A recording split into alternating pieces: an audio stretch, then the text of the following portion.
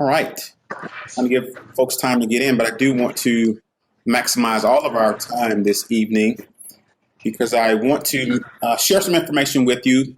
And this information was gathered based on some information from some of our committees, Budget and Program Evaluation Committee, which you will often hear us refer to as BPEC maybe, and also our Boundary Committee. In addition, those of you that joined us tonight may have submitted some questions. And so we want to make sure we try to address those questions within our presentation. In addition, Kristen Jones has joined the meeting. There are also some questions that we gathered from board members and staff and some other families through email of Kennedy. So I'm going to go. I see someone is still not muted. Okay. So I'll mute everyone. So I do want this to be a conversation. However, it's muted again. I do want to provide this information. So if you would kind of just bear with me in terms of just getting you this information that I'm hopeful will answer many of the questions that many of you may have. And then we definitely want to leave some time for feedback and a true conversation because we are calling this Kennedy conversation. And so we definitely want to make sure it is a conversation. Before I jump into this, I do want to acknowledge we do have some members of the executive leadership team here with us. I see Julie Boyle, Kevin Harrell, Dr. Stubblefield is on, Dr. Engelbrick is on. We also have some other members of our Lawrence Public Schools District Office team, Laura Basham, I see Esther. And most importantly, we do have Kennedy staff on with us this evening. And we want to welcome any parents and other Kennedy staff with us as well. We were supposed to have some board members join us, so they may jump on as well. I don't see them on right now. Oh, I see Patrick Kelly's on. There's a couple of pages here to this thing. Sam Reed Devin, I'm sorry. Do we have any board members on? David Cunningham is on. Kathy Johnson is on. I'm here, Dr. Lewis. Hey, Kelly Jones. Thank you. Board President Jones is here. Any other board members? I see Erica. Is that Erica Hill? Yes. Okay, awesome. I see we have Zachary Conrad on as well. Are there any other board members? I want to make sure we acknowledge you.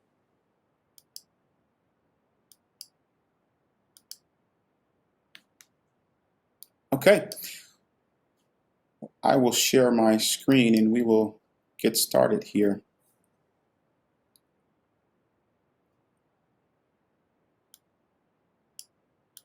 Whoa.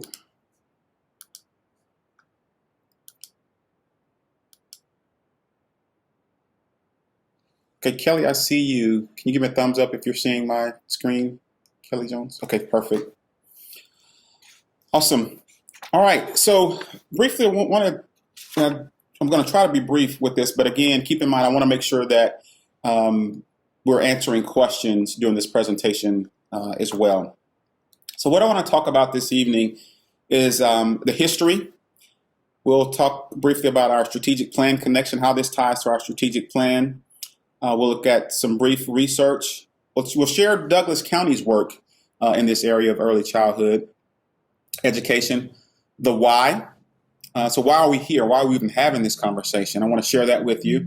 The proposal, and then we'll talk about what's possible, finally, followed by our next steps. Many of you have, if you've seen me or heard me present before, I always love quotes. I want to start with this quote that simply says, you can't control the wind, but you can adjust the sails. And I would say for the past several years, the wins for us have been Kansas school finance, our local school budget.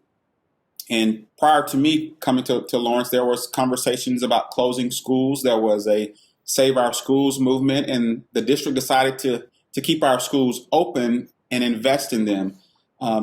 Many thanks to our community who voted to pass an $87 million bond in 2017. And so with that, we adjusted ourselves there. However, our enrollment has remained flat. And another most recent strong gust of wind came in the form of COVID-19. And there has been a significant loss in enrollment. So we have to adjust ourselves significantly. And although the proposal is not to close Kennedy entirely, the building, we are proposing to repurpose it into an early childhood community center. And so in essence, we do acknowledge that we are closing grades K through 5 at that school. And I do want to acknowledge that, and that's a loss, and a very emotional loss at that. Not only is that an emotional loss, but that it's also more compounded by this turbulent year that we are just on the heels of. And also do want to acknowledge the work that Kennedy has done over the past several years. I shared at our convocation a year ago how Kennedy had made some great strides academically and was one of our schools that had the most gains. So I do want to acknowledge that and acknowledge that loss and that emotional loss that is happening, because of this. And so we take a look at the history. There have been conversations happening and efforts made around the state, around the national level, around early childhood. As far back as 1990, the National Readiness goal, they had the goal of by 2000, all children in America will start school ready to learn. And also they began fundraising during that year. There was a Lawrence Community Task Force survey for early childhood. In 93, the first early childhood classroom opened with private funds. 94 to 2000, the district added early childhood classes at various elementary schools. I see someone waiting to join. Let them in. I thought folks were. Okay, let me back up here. In 1998, the State Department began funding 4-year-old at-risk programs. 2003, our Early Childhood Center opened at East Heights. In 2009, our Early Childhood Educational Readiness Program moved to Kennedy. In 2013, then President Obama announced Preschool for All goal. So that has been the topic of conversation at, again, local, state, and national levels. 2018, Lawrence Douglas County Public Health. Let me move this. Sorry. Lawrence Douglas County Public Health Equity Report was released. Also that year, the Lawrence County Health Plan was also released. In January 2021, the Anti-Poverty Plan was added to the Douglas County Health Plan. February 24, 2021, our Budget and Program Evaluation Committee, or BPEC, voted to send the Kennedy Early Childhood Community Center proposal to the Boundary Committee. The Boundary Committee met on March 18th, and then on March the 29th, the Boundary Committee decided to recommend option 2. So they were presented with some options there. I know there were some questions. What other options were explored before exploring this? And so they were presented options there, and they are recommending that we send option 2 that would make an early childhood community center proposal there at Kennedy. And so those Kennedy students K-5 students would transition to Prairie Park, New York, Cordley. Again, this is a proposal that will be recommended to the school board on April the 12th. So we look at how all this connects to our strategic plan. We made a promise that we will ensure that all students of all races, backgrounds, and abilities achieve at high levels, demonstrate proficiency in reading by 3rd grade, and in math by 8th grade, and graduate on time, prepare for success in college and careers. And so with that, we cannot wait until 3rd grade. We cannot wait until 8th grade. We cannot wait until they get to high school to start preparing them for college and careers. That has to start as early as pre-K.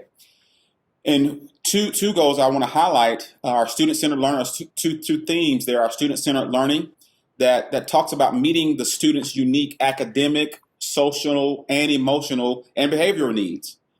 In addition, we want to decrease those barriers to college and career readiness that, again, starts as early as pre-K. And then how are we even coming to this decision? What data, what research are we using? We have to make sure that we're grounding all of our decisions in research and best practices. But also, I point out B here, we want to allocate our resources according to research-based best practices for student success. So those are just two areas of how it really connects to our strategic plan. But again, we also have to make sure that we are being great stewards of taxpayers' dollars.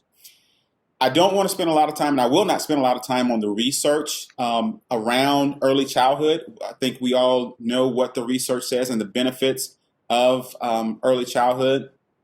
Real briefly here, there was a study done with 5 universities, and this was led by the Harvard Graduate School of Education, where they analyzed 22 high-quality studies, which were conducted between 1960 to 2016. And basically, this meta-analysis found that children who attended high-quality early childhood education programs were less likely to be placed in special education. And keep in mind, when we look at some of our equity outcomes and ensuring that we don't have a large number of students in special education, this is how we can impact this. In addition, less likely to be retained, integrate, and more likely to graduate from high school than peers who did not attend such programs.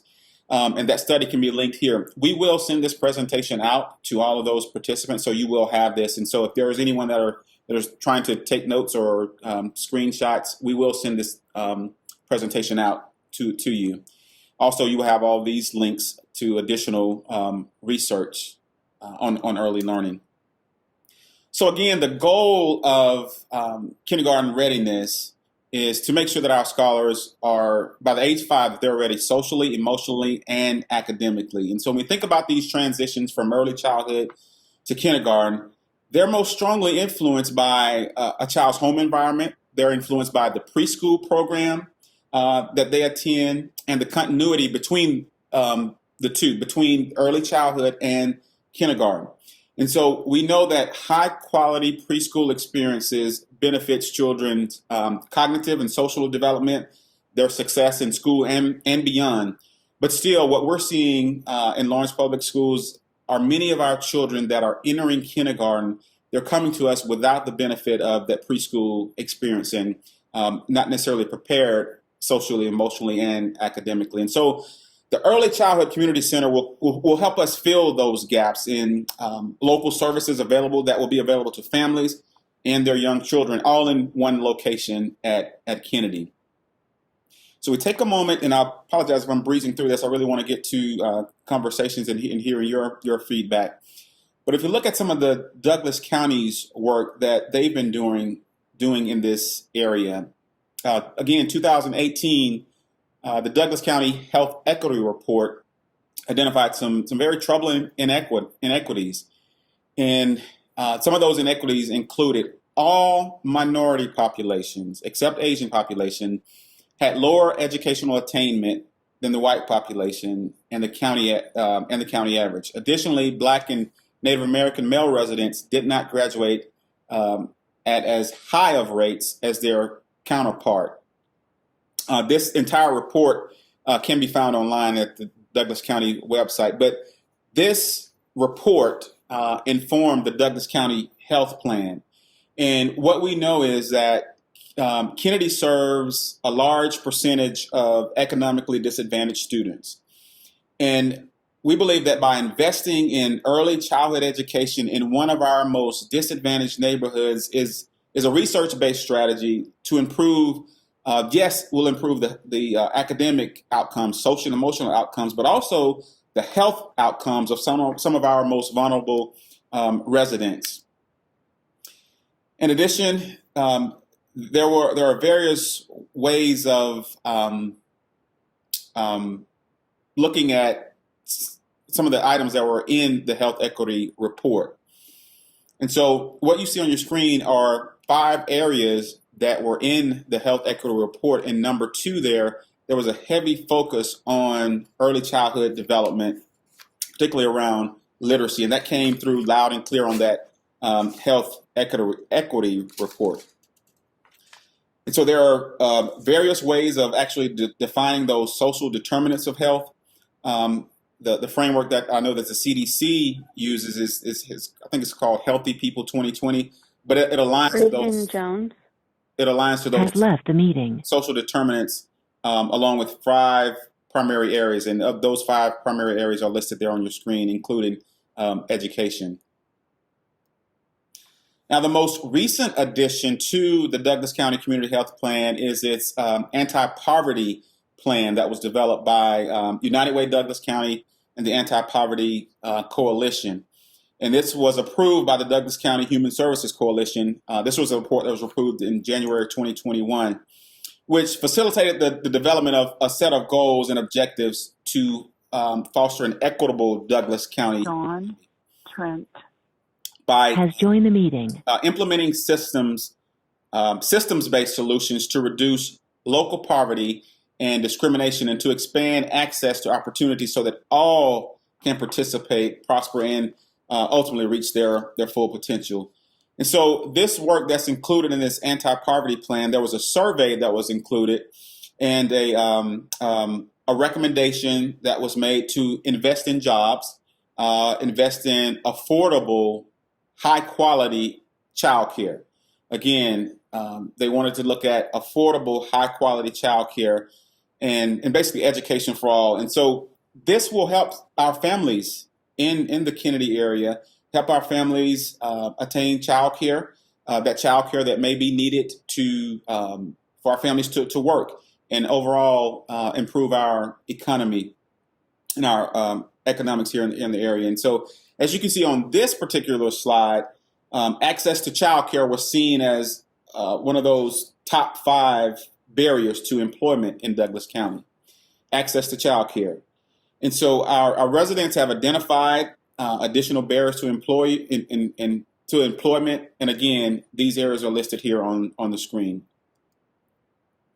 And so after completing that survey and meeting with focus groups, the Douglas County Anti-Poverty Plan identified a number of strategies to inform, to create policy, to create systems, ultimately changing. It's not on mute, and I'm trying to see how can we do that. Again, just a reminder: if you're coming on, please make sure you're placing yourself on mute. But again, they wanted to look at what can we do to change this, narrative, and so especially in Black, Indigenous, and people of color that were living in poverty, they did not want this to increase. And so 2 of those strategies are listed here on the screen. One is to launch a pilot to provide high quality and affordable early care and education for birth to kindergarten. And then strategy 3 is to develop a coordinated early childhood and education system to maximize child care industry resource acquisition and efficiency. And so in Lawrence Public Schools, we believe that we can partner with the city of Lawrence, we can partner with Douglas County, other area child care providers, and others in addressing some of these educational inequities, especially in early childhood, and focus on creating this true early childhood community center in Kennedy. And if we're going to include that word community, we want to make sure that the community is definitely involved in this. And so the why are we even having this conversation? Why now? So those are some of the questions that we were receiving. And so if we take a look at our enrollment, let me slide that up. Our K-5 enrollment projections. RSP came and did a report to our board in October of this past year, and they looked at projections. And so what you're seeing on the screen are enrollment. This is just, again, K-5 enrollment from 2017 to projections in 24-25 school year. And so as you can see, the projections in terms of enrollment are decreasing drastically there at Kennedy. In addition, RSP presented a projected building capacity, building building use capacity. And so based on that presentation, the recommended building utilization capacity, or if there was a sweet spot, so to speak, that capacity would be around 85 to 95%. And our current year at 46%, but the projections 24-25 school year are right around 41% utilization. Again, a goal is to have utilization around 85% at the least. And so what this will do, or what the purpose of having it around 85%, basically enables the district to maximize, one, staffing allocations, maximize resources, and so that we are able to provide consistency in terms of our delivery of services to our students in our elementary buildings. And of course, enrollment decline affects our budget. Our Kansas school finance formula is based on FTEs, or you may hear us refer to FTEs. Those are full-time equivalents. And so we experienced a 649, almost 648 FTE enrollment decrease and a 307 waiting FTE decrease in the fall of 2020. So essentially, we had a decrease of over 600 students. That unaudited estimate reflect a 1.8 million loss. So what does that mean? So what do those numbers mean? That we lost 647.9 FTE and 307.4 waiting FTE. That means that essentially reflects a $1.8 million loss in funding in our current fiscal year. Now, assuming that we get at least 50% of our students back, we still will have a permanent and ongoing loss in funding of about $1.2 million. And so again, unless our student enrollment returns to what it was in 1920 or higher, those upcoming years, 22, 23, we could, in addition, see more funding decreases and more tough decisions will have to be made. And so again, our Budget and Program Evaluation Committee voted to support the Kennedy Early Childhood Community Center proposal. I'm looking at my time. I need to wrap this up because I want to hear from you. So the proposal, again, this is just some information on potential staffing and budget impacts. Of course, enrollment drives our budget. Staffing at each building is indeed based on student enrollment. We do have teacher-student thresholds that are applied, resulting in how we determine how many staff a building needs. There are some other positions that are also assigned based on the number of FTE per building. And then lastly, estimates are subject to change. This is just this is unaudited, and Kathy will tell you that it's definitely subject to change based on an enrollment audit of our actual fall 2021 attendance. And so some of the questions that we were getting, so keep in mind, if I go back, we're estimated that $1.2 million, that's what we have to currently face with in terms of where do we find those funds. And so if we look at this proposal of option 2, and this will share at the Budget and Program Evaluation Committee. So how much money will this save? I know that was a question. If we repurpose Kennedy, how much money would that save? And so positions that are reduced, there will be some positions that are reduced through attrition. We also have staff that we placed and or have the opportunity to be placed at other positions. And so that was some questions that we received from also parents and staff. Where would the Kennedy staff go? So ideally, we would want the Kennedy staff to follow the students. And we're 99% certain that our staff, all of the Kennedy staff, will be placed. But the answer to the question in terms of how much will that savings be, we're looking at about $722,000 that will be savings if we repurpose Kennedy. And you will see where some of these savings come from, those positions that, again, was shared with our Budget and Program Evaluation Committee. So about 11 positions for a total amount of $722,000. And I will say that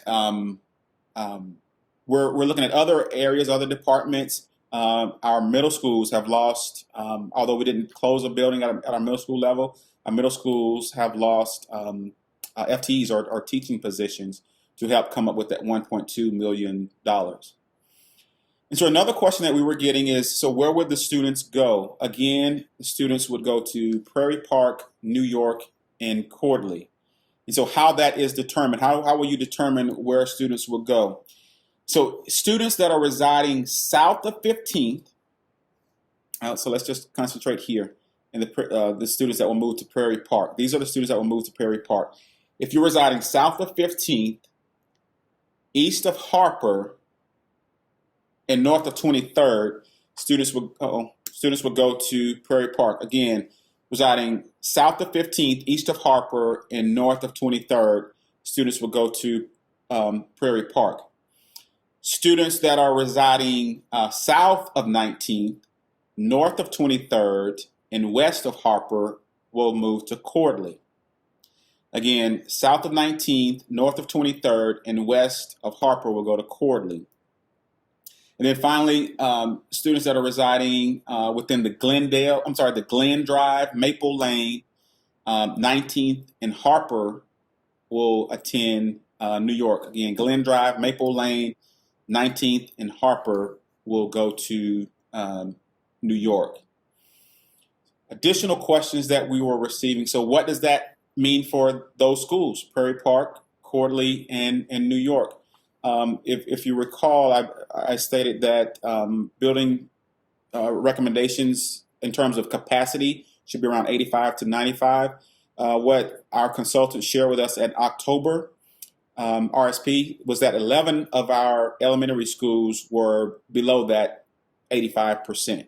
11 of our 14 elementary schools were below that 85%.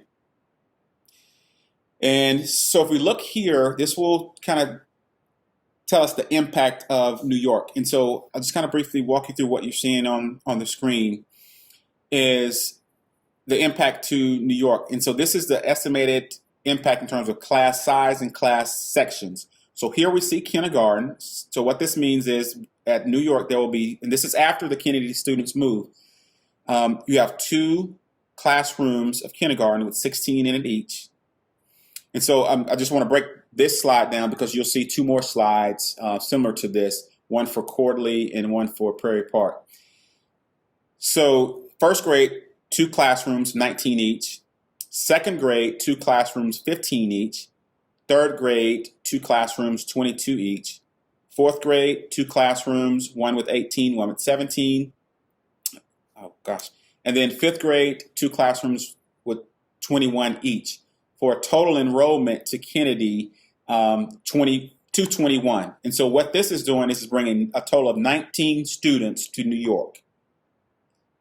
Okay, so as a result of this move, 19 Kennedy students will move to New York, and that will take their enrollment to 221. New York Elementary School is a Title I school. We're receiving questions about that because we know Kennedy is a Title I school. So what would that mean to the receiving schools? Well, New York Elementary School is already a Title I school and will continue to be a Title I school. All right, if we take a look at Cordley. So again, you'll see the breakdown of the grade levels and the classes. So Cordley is not currently a Title I school. And so the reason you see 2 separate lines there, we currently allocate FTEs based on a threshold. And so currently Cordley's threshold is in grades kindergarten through 2nd, they can have up to 25 in a class. In grades 3rd grade, they can have up to 27 in a class. In grades 4 and 5, they can have up to 29 in a class. If it becomes a Title I school, the only difference there is here with kindergarten through 3rd. That threshold goes down to 24 and 26. But if you look at the grade levels, it'll tell you how many students will be in each grade level. And so with Cordley, we're looking at 75 students coming from Kennedy to Cordley, and their total enrollment will be around 285. And currently, Cordley's building capacity is at 56%. And New York's capacity was around 65%. So we're still well below that 85% in both of those buildings. And then lastly, the students that would attend Prairie Park, similar scenario as Cordley if it becomes a Title I school. With the students that are transferring to these schools, we believe that they very well will be Title I schools. So again, here, if you look at here, the total enrollment would take Prairie Park to 442. So that's bringing 78 students to Kennedy. Prairie Park's capacity is currently around 64% capacity. So walkthroughs were done at each one of those buildings, and Has joined the meeting. there is capacity. For example, here at Prairie Park, there's capacity to add up to 5 classrooms without changing those existing special education needs. At Cordley, there's capacity to add 5 classrooms, and at New York, there's not a need to add another classroom because we were only bringing over 19 students there. So if you think about what's possible, so now what will happen to Kennedy? And so if you think about really what's possible, and this is where, it's one of those bittersweet moments. Again, it's emotional to have our students leave Kennedy, especially when I see we have a parent that I just met with last week. We have families that have bought homes in the Kennedy area for the purposes of sending their kids to Kennedy. And so now what? And so I just wanted to share lastly, and this is the last slide, what's possible. And so I've been having conversations with some community service organizations. And so we're looking to expand quality early childhood seats for families that qualify. And so a question was asked, so will there be a budget add for the district if you're planning on expanding early childhood seats? And the answer to that is no. We're looking to partner with, we have a current partnership with Head Start. They're looking to potentially bring an early Head Start that will offer spaces for 3-year-olds that they will fund those classrooms. Potentially partner with other business and organizations to fund high quality early childhood seats in that area. In addition, center-based medical and dental clinics could be housed there at Kennedy, where families can send their kids to the medical clinic or the dental clinic. And families wouldn't have to worry about missing work because if your 4-year-old is in an early childhood class there and they have an appointment at 1, staff there will just make sure that student gets, for example, down the hall, across the hall to their medical appointment. Center-based behavioral health, additional human service providers, partnering with early childhood partners to offer professional development to all early childhood partners across the city, across the county. We're not looking to compete with other early childhood providers. We're looking to partner because the fact of the matter is, whether you're enrolled in this early childhood development center or the one across town, eventually we may seat you in one of our 3rd grade classrooms. And so the more we're able to collaborate on the front end in terms of offering professional development as it relates to, for example, the early learning standards and making sure that all of our 3- and 4-year-olds have access to high quality early learning, the better off in terms of the students being prepared in kindergarten and making sure that they're able to read on grade level by grade 3. And then an early childhood provider incubator. So if there's community partners that's interested in beginning or starting an early childhood center, having that site as potential, being a resource in form of an incubator. And then just the lasting impacts of this early childhood center. One, our early learners, just the impact on our early learners and their families, the economic development, how do we combat poverty in workforce, and then addressing those social determinants of health. So I've talked long enough. Our next steps, we will have another Kennedy conversation on April the 7th from 6 p.m. to 7 p.m. We will launch a thought exchange. And so this will be an opportunity for you that's present here, or those ones that are not able to attend these meetings, to provide us feedback. And so we will leave that live up until the board meeting that will take place on April the 12th and our board will hear the proposal, hear our feedback, and then make a decision on April the 12th. With that, I will stop sharing the screen. I think Julie. I know Julie's monitoring the chat. Are there any questions? And I think you may be answering questions in the chat as well. Do you see any that you didn't answer, Julie, or you would like for me to answer?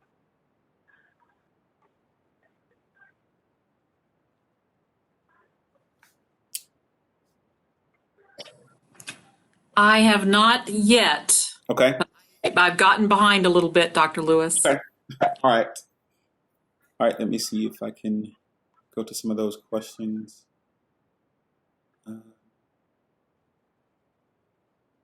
I'll tell you what. If you would just come off mute if you have a question or feedback, comment for us. And again, we have. I have a question. Okay. Is that Jessica Cool? Yes. Okay. If you can just state your, obviously we see your name, but parent, staff member. Well, I'm both. I'm a parent of kids that attend Kennedy, and I'm a para at Kennedy, so I'm staff and parent at Kennedy. Okay. And I have a son who you can see here in the background that goes to Kennedy, along with a daughter that attends Kennedy.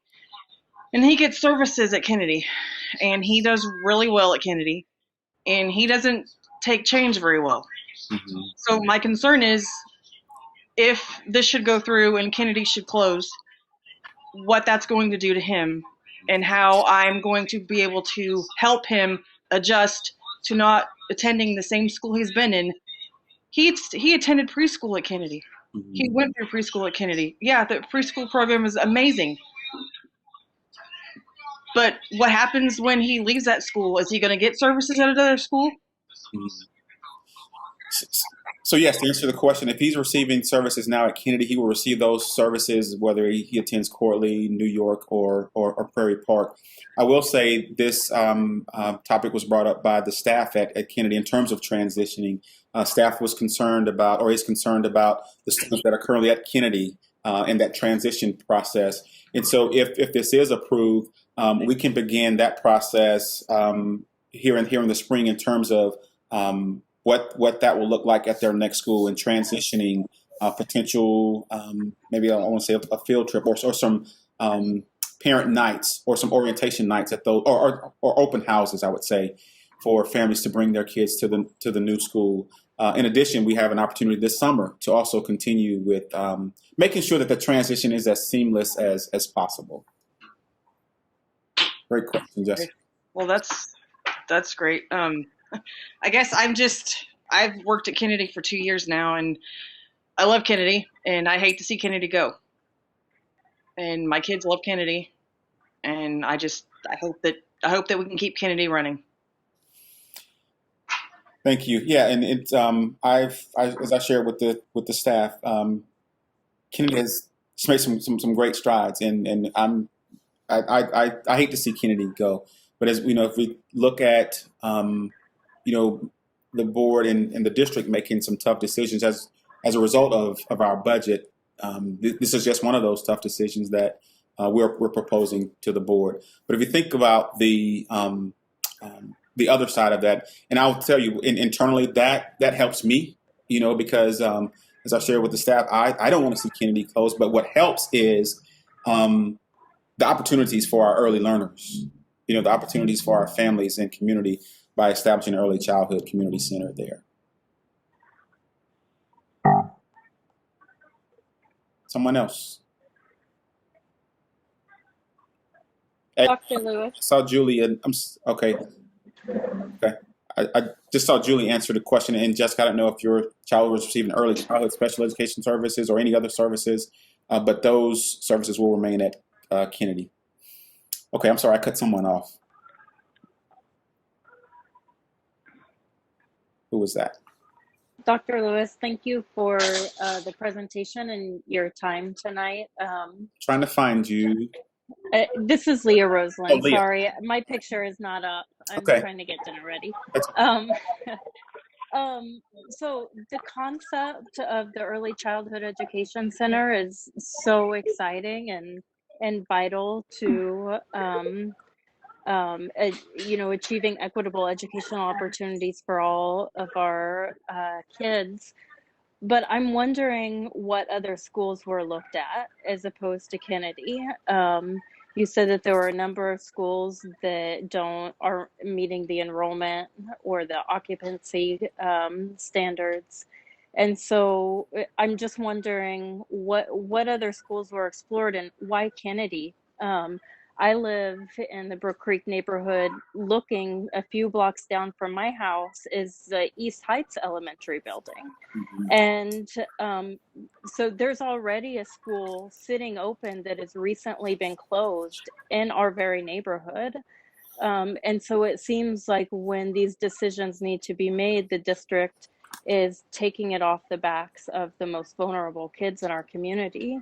So the Early Childhood Education Center, awesome, but this is severely going to impact, parents' ability to get to work on time. They're going to have longer commutes. It's going to impact the quality of our neighborhood.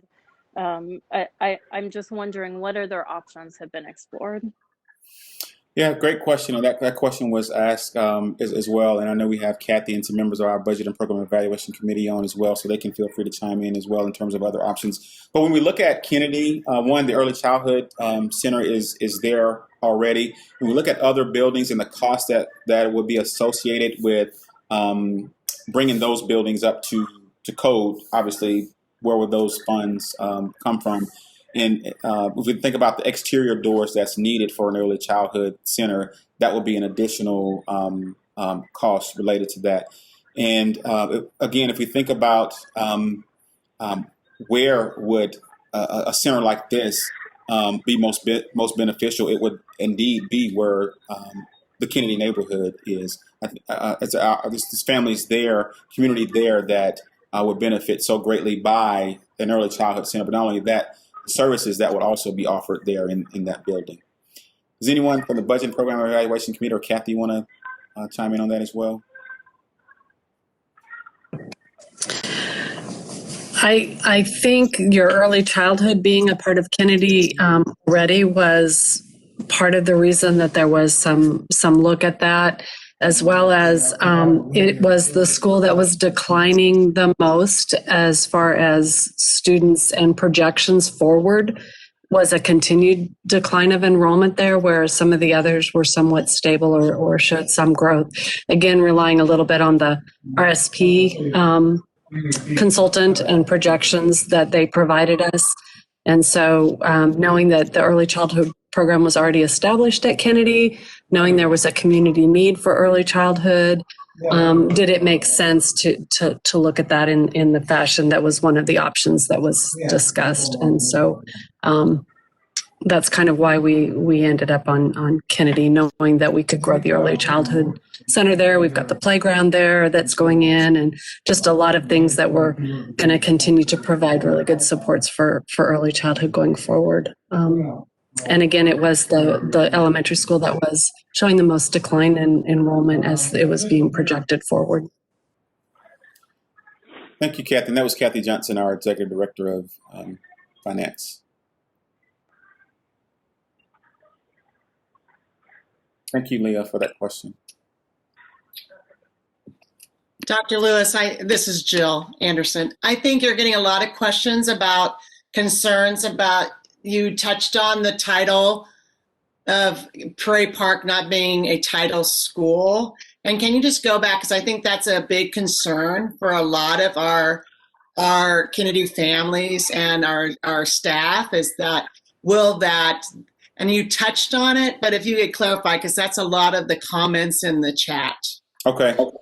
And I'll ask Kathy to jump in here too, because we were really looking at those numbers, and based on the number of students that would attend Prairie Park and Cordley, those schools could very well be Title I schools. So those title services could be offered there. Kathy, you want to jump in on there while I look for these? Let's look for this slide. So we're evaluating what the Title I grant funding, it's a limited pot of money, and it's based on the SES of the buildings and kind of goes down based on what those percentages are. So we're in the process of evaluating of the students moving, kind of what is the SES makeup of those, and then how does that impact the school that they're transferred to. And then that's how Title I funding is applied, is the federal government bases it on those percentages. And so we would have to look at what that looks like and see where those schools fall and whether Prairie Park, where they fit, where Cordley fits, and just see what that looks like.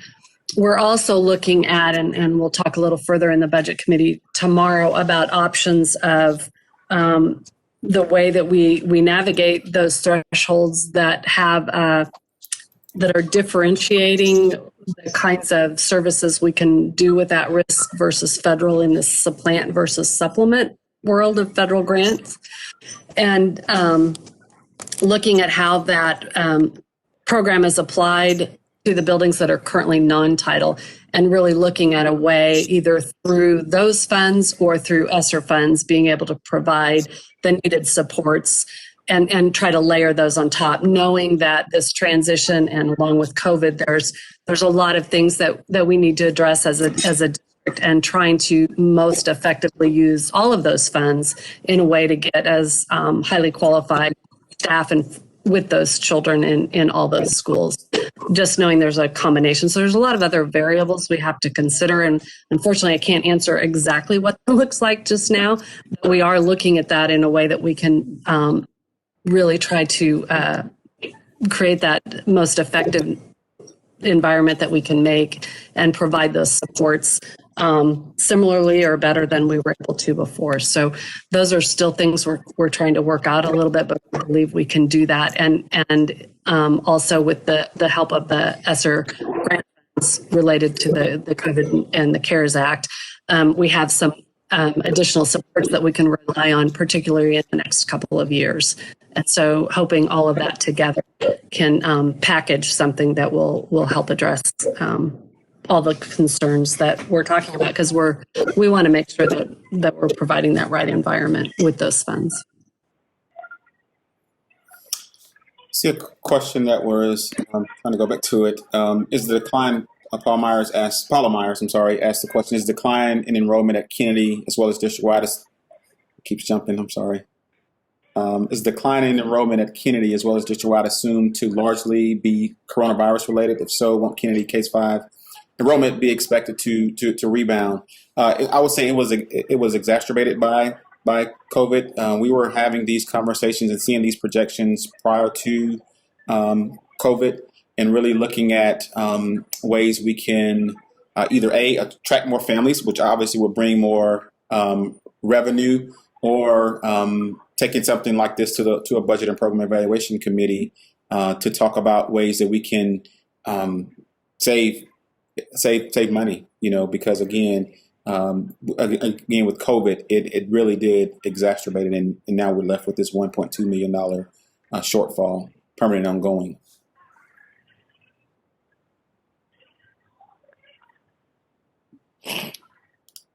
Dr. Lewis? Yes. Where are you? Jessica? Okay, you're on mute, Jessica. I had to mute everyone because there was some background noise. You can come off mute. Okay, thank you. Oh, I'm sorry. Can you see me? So I actually serve Kennedy and the early childhood program, so I'm kind of in both boats. Has joined the meeting. Which is a interesting perspective, I guess. I kind of have two questions. I'm curious about the timing of this, and I do understand budgets. Like, I understand the banks have to balance, but all year I've really heard like the student trauma, and I know there's been staff trauma, and it's been such a hard and thankless year. And for April to hit and be like, we might close your school, you might not have a job, and as we're getting ready to transition, our preschoolers to kindergarten and our Kennedy kids, and now today we know where they're going to go. It's just the timing seems harsh in a very harsh year. So I don't know if there's a delay. I do understand, I understand budget. My other kind of concern is I've seen a lot of your research And I highly support early childhood, and I hope that, eventually that early childhood's mandated for all. But as someone who serves community preschools, I see a very big difference in certified teachers providing early education versus just any early childhood program coming in. And so I don't know, I just keep hearing bring in the community, but is there a drive to build our readiness program, which pre-COVID was full every single year, and have our Lawrence students, actually being served by a certified teacher and getting that high quality education? Do we have, a plan to build LPS and not just provide community space? Yeah, so I'll start with your second question. Yes, that is a goal, to really look at that direction, to make sure we have certified teachers. But not only that, looking at all of our childcare providers, not only those childcare providers that will potentially be housed at Kennedy, but other childcare providers in the city, and making sure that we are providing high quality professional development to those providers, so that they're not just babysitters. So that they are providing, again, high quality, rigorous early childhood, those standards. So if you're familiar with those early learning standards, there are a set of standards that the state has sent out. And so making sure that, one, they're aware of those standards, but two, that they have the skills, knowledge, strategies to implement those standards. I always say there's a time and a place to play in water and sand. But there's also time for me to, make sure you know how to hold a pencil and know and identify your letters. And then the first part of that question was the why now. And I will tell you, at our executive leadership team meeting, we had a discussion about that, and it was a healthy discussion. I would say that. But the question or the concern was, again, to your point, why now? This is the spring. We're still in COVID. Why now? And I said, well, can't we just, have an entire year to engage and plan, and then maybe implement this the following fall? And then I was asked this one question: well, Dr. Lewis, where will we get the money from? And I didn't have an answer to that. And again, we don't want to, we got to have people, right? So we can't lay off people to meet this. We have people to serve our students. And so this was, there again, if you saw the savings, that's just $722,000 toward that $1.2 million. So that's when that was the answer to my question, when she said, well, where we get the money from, we have to do it now. And again, the Budget Program Evaluation Committee looked at other options of where the money could potentially come from, and landed on this option. Dr. Lewis, Kelly Reddick here. Hi, Kelly. Hi. So, it is a conflict for me, because I am totally supportive of an early childhood center, long overdue. I also appreciate and acknowledge the service that Kennedy staff has done for their community, and it's been amazing. Mm-hmm. We realize that our community, it has thrived in a smaller environment, and that is awesome. But my question is, has there been any consideration to the early childhood special ed component of this? Because, we collectively serve over 600 children. Mm-hmm. And, I'm not hearing any dialogue around special ed, except that it'll stay there. But we are overcrowded, and we are working hard. Mm-hmm. So I'd appreciate any acknowledgement or information that you can give us. Yeah, again, I think we have Kevin on here, but again, and Laura, I think I saw Laura too. Again, so with potentially, again, in the proposal, K-5 moving out, that will create more space for special education, early childhood special education. So that space will definitely be there for more. And I will say, I agree 100% with your statement on our Kennedy staff has done an amazing job. If you ever heard me speak, I tell the reason I got into education and special education was because I like to prove people wrong. And when I came even before I came to Lawrence, and everyone knows there's a perception of Kennedy, right? Kennedy is the bad school. Kennedy is the lowest performing school.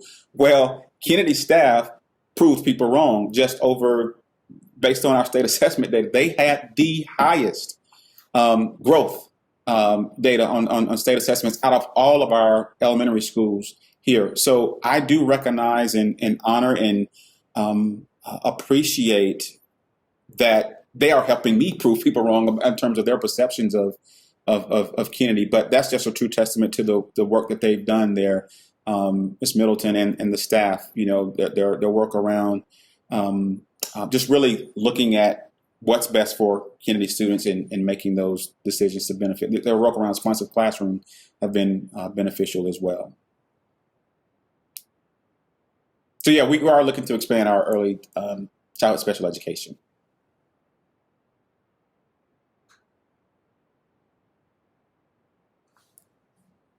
Dr. Lewis, this is Kevin Coronado. Hey, Kevin, how are you? I'm doing well, sir. It's good to see you again. Yes. Couple questions, and I'll just start with this one. We keep talking about how this is going to save the district money, how this is going to help make up the budget deficit, how this is going to do this and that and the other.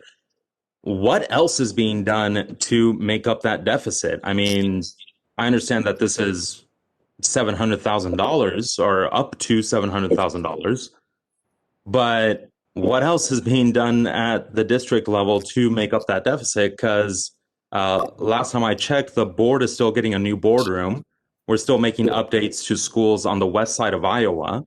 We're still investing into things that could save money, frankly. And so I'd like to know, okay, sure, this is up to $700,000, but what else is being done? Okay. So I'll start with the last part of your question as it relates to building upgrades to any building and the boardroom here. Those projects are being done and paid out of capital, which is a separate line item or separate funds that have to be used for things like that. So in other words, if we have $10 million in capital and we're short $2 million in our general fund, we cannot take $2 million from that and put it in a general fund. It has to be used on things like building upgrades and things like that. So the answer to your first question, what else is being done? Again, we are looking at every single budget, every single department. There's some positions at the district office that we're not filling that are critical that we're not filling. If we're looking at middle school. I think there's a total of about $452,000 that we're not filling some positions. Either we're not filling the positions or we're eliminating some positions at the middle school level to assist with this $1.2 million. So again, the Budget and Program Evaluation Committee looked at just about every account. Where can we pull money from? Well, if we have these savings here, looking at multi-agent, could that be an option for us? So just about every budget was looked at in terms of, and it's still being looked at to make sure that we are coming up with this $1.2 million. So again, it just can't be on the backs of elementary. Again, middle school, high school, curriculum instruction department. If I can give my little $7,000 budget that I have, I'll give that. So every budget is looked at. Dr. Lewis, sorry, Kevin. Sorry, just one more thing. Along those same lines, with the improvements that are being made from the capital fund, for example, there's also been a lot of talk that this is part of an effort to improve access to all families in Lawrence for early childhood education. And at the same time, in this same meeting, I've heard that we can't provide those programs at other schools because of upgrades needed to those other schools. But if we've got the capital budget that needs to be used for upgrades and improvements, there seems to be a disconnect. Unless, again, I'm missing something, there seems to be a disconnect because, again, what family from I can look it up here, from Langston Hughes Elementary is going to drive 20 minutes across town for the district-wide early childhood education program. Mhm. Well, Why not build out this in 2 or 3 other schools as well? mhm. I mean, even if we did build it out, we still would have that wouldn't save us any money, in terms of meeting that 1.2. And more than likely, if there's a family in Langston, first of all, those families would have to qualify for the early childhood classrooms there. So it's not like a free for all. Everybody can come. It's really for those families that need it the most, and those families that qualify for early learning. And those families that were identified in our health equity plan and our anti-poverty plan. Thank you, Kevin. Dr. Lewis, I would like to know about what plans there are for accountability with the district if this decision goes through. That what are your steps and what are the plans for the coming years to make sure that our Kennedy families and our Kennedy kids are, not in a sense taken care of, but, I want to know, I want the district and I want the school board to be asking questions in the next few years. What does our behavior data, is it going to look like? SPED data, all these things that we've been talking about for the past 5 years regarding equity. I'm just really worried that this is going to be wash our hands. We've hit the budget. We've made our money back. Go to your new schools. And where's the accountability? So I don't know what I want. I want it in writing. I want it that the district is going to follow through and check up rigorously with fidelity. All those teacher words that we use. Mm-hmm. Yeah, I would say the accountability will be where it always has been, and where it is in writing is in our strategic plan. We have identified, outcomes for students, and we're monitoring those outcomes of every single student. So it's not like we're going to wash our hands and say, okay, now go educate or go learn. We're going to still hold everyone, even myself, accountable to making sure that we improve student outcomes, making sure that all of our kids are taken care of, especially during this transition. We know that can be traumatizing for some of our kids, moving from one school where it's been a safe haven, a safe environment for me. So that's priority number one, making sure that our kids are taken care of, make sure our staff are taken care of during this transition, and then just continue to make sure that we are meeting the unique needs of our scholars and holding everybody accountable. I used to say if you're a rat or a roach in a building, you're going to be held accountable too. Every adult that comes in contact and is responsible for children has to be held accountable for student outcomes. The board holds me accountable. And I've told the board I'll be the first one to self-select to leave when I'm not making the gains that I feel that we need to make. So that accountability will be nothing new. That will be something that we will continue. But most importantly, making sure that we are taking care of our students as they transition and providing them the support academically, socially, and emotionally so that they can be successful.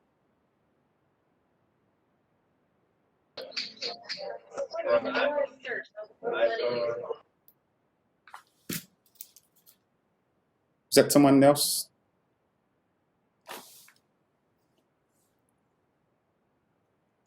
I know this was through 6:30, but and if you need to jump off, I appreciate your time and your engagement here today. But was there any other questions that I can answer? So, Kristen, were you? Oh.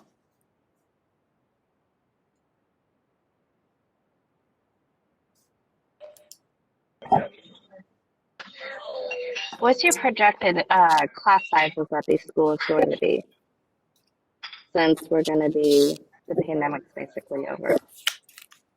Class sizes at like Cordley, Prairie Park? Yes. Yeah. You may not have been on when I shared that information. I can go back to it. Let me see if I can just pull it back up. There. I thought it started at 7. Oh, I'm sorry. I did get on late. Let's see here. Let me pull this up really quick.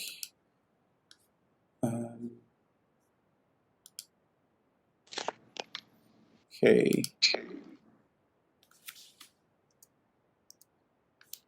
Okay, so this will be New York Elementary. And this is with the Kennedy students moving to New York. New York's total enrollment will move to 221. This is 19 students from Kennedy moving to New York. And so this is a kindergarten class size of 16 each, first grade 19, and so forth. So those are the class sizes there at New York. And class sizes at Cordley.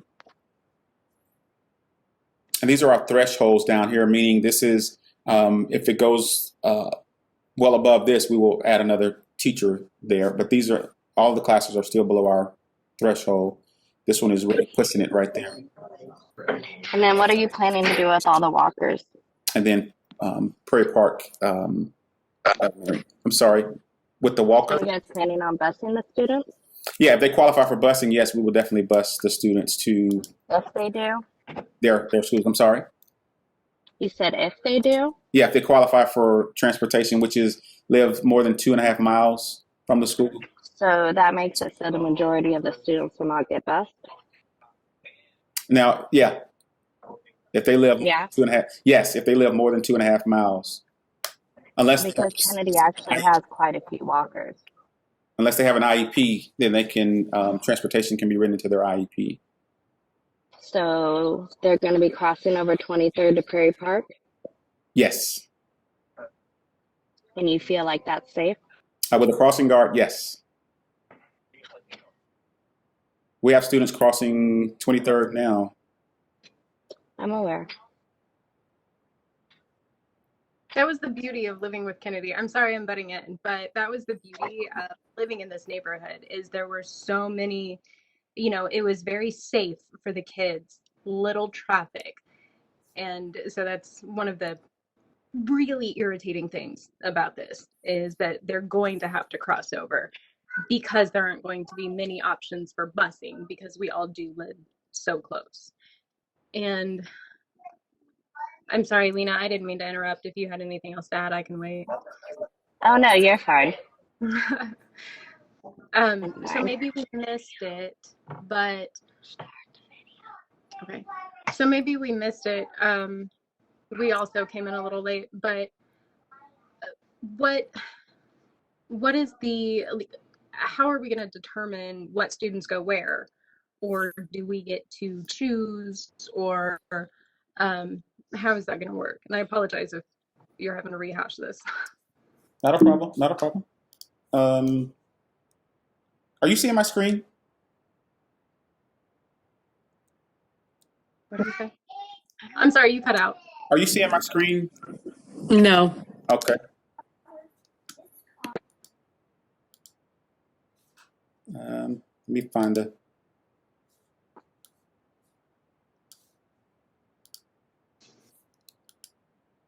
I'm going to share the map here. Give me just a minute.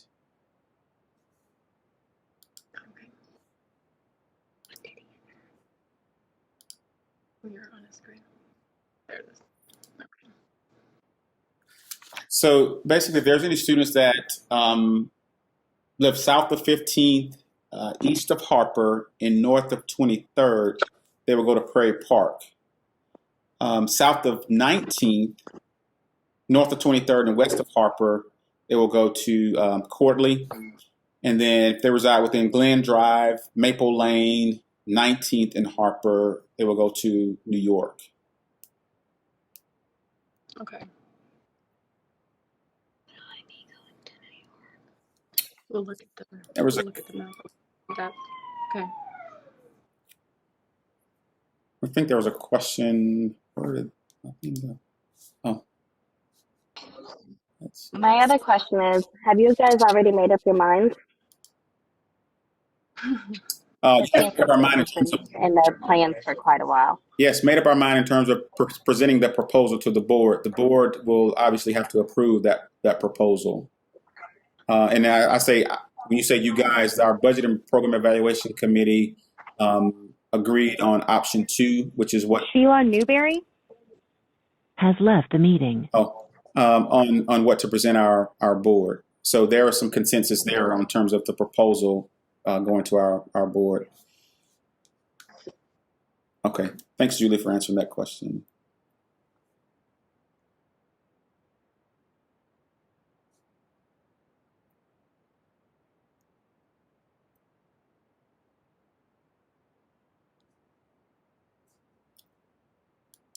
Any other questions, comments, feedback, suggestions?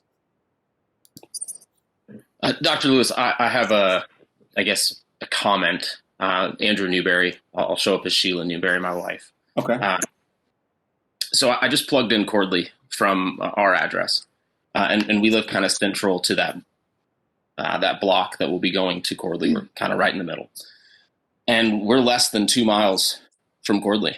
But both my son and daughter either ride their bike or walk to school every day to Kennedy with their friends. And so, as a parent, I'm pretty concerned about the idea of them crossing 19th, Haskell, and Massachusetts to get to Cordley every morning.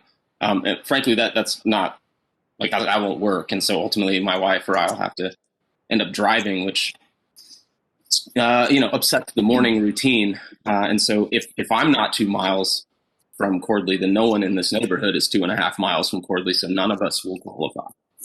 And I suspect that the case would be similar for those going to New York, as they're probably closer to New York than we are to Cordley. So that's the vast majority of students.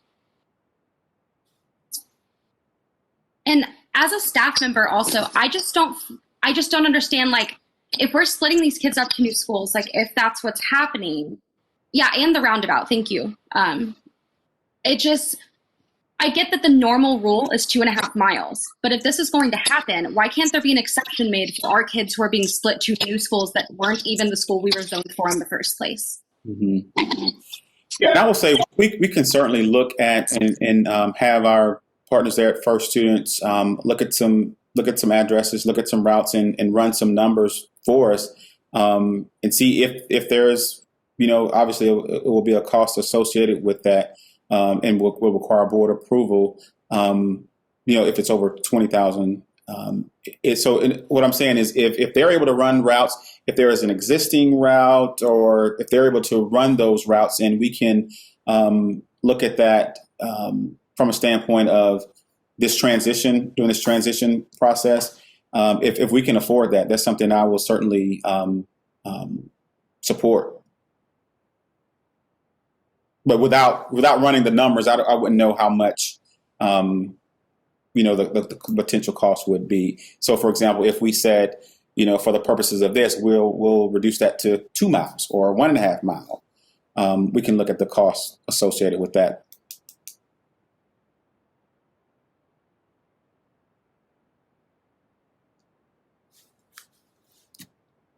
Okay, it's 6:45. I do want to be respectful of your time, but I do want to make sure I get as many questions answered as possible. And if not, again, we have our next session on April the 7th. Is that correct? Yes, April the 7th from 6 to 7 p.m. And again, we will launch a thought exchange to continue to get feedback. And then ultimately the board will hear the proposal at our April 12th board meeting. But as always, feel free to reach out to email. I don't have a problem with setting up one-on-one meetings with you. I already done that a couple of times. To just have a further conversation, I'll be more than happy to do so. Dr. Lewis, I have one quick question. I've been thinking about when Lauren was talking about accountability. Mm-hmm. And what plan do you have for accountability for the preschool part of this, from current on into the future with all these things that are going to happen, to show that, it's been a good decision to split up the kids from the school, and to show that all these ideas have actually come to fruition? Mm-hmm. And where's the accountability piece for that? Yeah, again, if you're, in my opinion, if you're working with kids, you should be held accountable. You're touching lives there and responsible for lives. And so just as our K-12, our PK-12, we will be looking for gains there. You know, if I have a 3-year-old comes in and doesn't have the social, academic skills when they first come in, and when they leave us, still don't have those skills, that's a problem for me. So we will hold everybody accountable to making growth in students, and making sure that by the time they leave a pre-K site, by the time they leave the pre-K site and they enter kindergarten, they're ready. They're ready to succeed. Again, we're seeing more kindergartners that are not ready. And so we believe by partnering with other organizations, we could potentially increase seats, which will help with that, in ensuring that our kindergartners are indeed ready to learn. And so that accountability piece will also be those early learning standards that we're required to teach. There's already assessments that they give students to know and to adjust their instruction and to provide additional supports to students already. How do the schools that are going to absorb our students, how do they feel about all this? Because I've talked to a couple parents in the Prairie Park neighborhood, and they have no idea what's going on right now. Yeah, we're going out tomorrow to share with the staff. Once we got this final proposal from our Budget and Program Evaluation Committee, we're going out to talk to staff. I say we, Dr. Stubblefield is going to lead that, talking to those staff members and let them know the number of students that will potentially be coming, if they will receive another teacher, and continue conversations about this transition.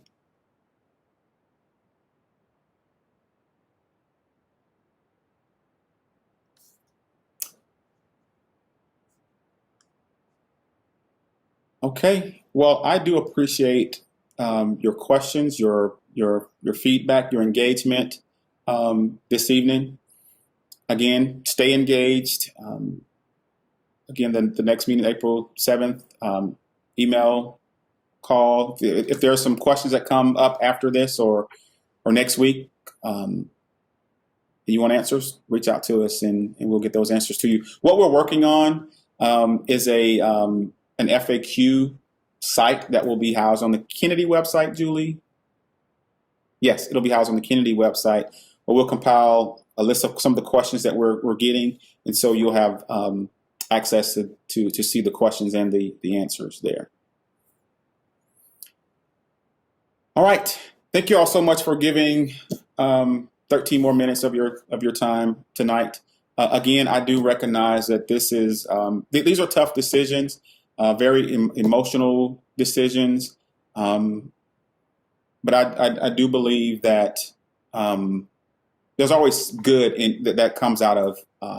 Sometimes we may think are bad decisions. There's always some good out of, and we will make sure that we are continuing to push our teachers, push our principals, push everyone that's involved in students' lives to make sure that our students are receiving our absolute best. Thank you, Brad, for the boo. It's my first boo for the night. All right. Thank you all so much. Enjoy the rest of your evening. Bye-bye.